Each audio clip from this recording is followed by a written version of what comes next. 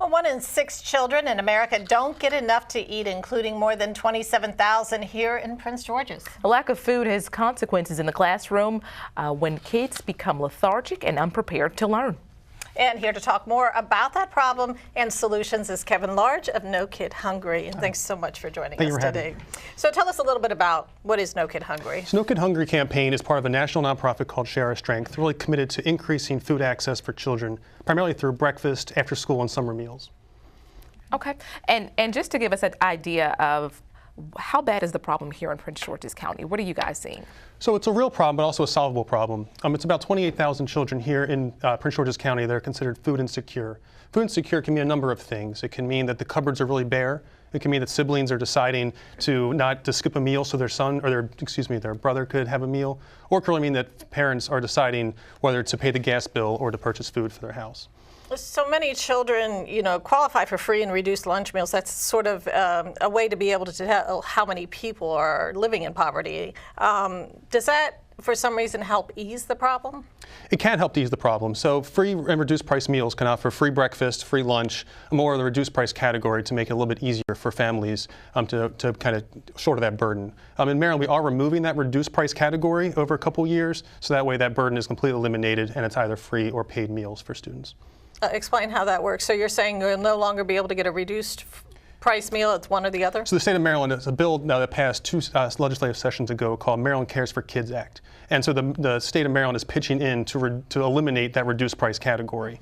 So over time it'll be eliminated and the state is funding that. Okay. Now, can you tell us what else can be done?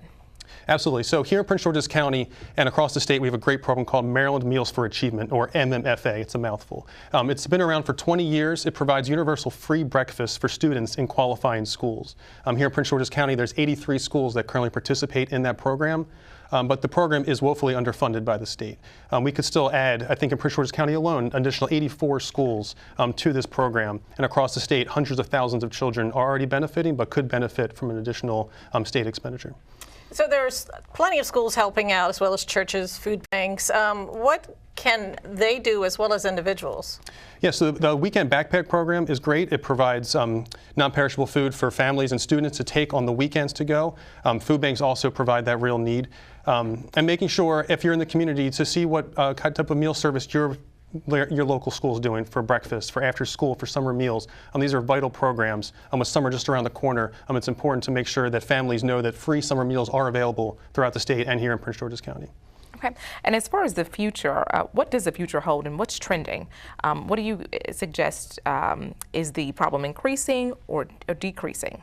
So we see that the problem is slightly decreasing, but I think in the future, what we've really seen by the research is that breakfast in the classroom is the way to go. So that when students arrive, they go to their first period or homeroom, they're all together, and the meals are right there together so they can eat together. It builds a sense of community. It really eases the stress of the morning. Students are better behaved. It's really just a part of the day. The teachers are able to take attendance. It's just a great way to start the day. So we're seeing that more and more, like MMFA is a great example of that working well. We can definitely do that in more schools. Which sort of leads into the next question. When we're talking about children who are going hungry, it obviously affects mental health, their performance, their behavior. Tell us, how important is it for that? It is vitally important. I think, as we all know, when you start the morning and you're hungry, it's hard to focus. Imagine for a child that gets to school at 7 o'clock in the morning and may not be eating lunch until noon or later. How can they be expected to focus in the classroom? So it impacts attendance, test scores, more trips to the nurse,